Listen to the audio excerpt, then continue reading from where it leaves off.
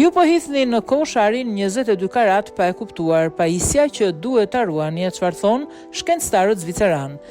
Ndërsa teknologjia evolon, ne hedhim gjithmonë më shumë pajisje elektronike duke i konsideruar të padobishme, duke krijuar mbetje ndotëse. Megjithatë, një ekip shkencëtarë zviceran ka dhënë lajmin pothuajse në çdo shtëpi me gjetjet e tyre në lidhje me këtë pajisje. Shkencëtarët kanë zbuluar një objekt që mund të jetë një minierari, fal një metode që lejon nxjerrjen e metaleve të çmuara nga mbetjet elektronike.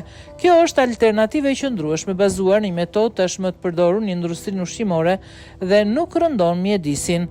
Sipas informacionit të botuar në revistën Advanced Materials, ekipi shkencëtarëve mori një copë 450 mg prej ari 22 karatsh duke përdorur 20 pllaka të vjetra kompjuterike.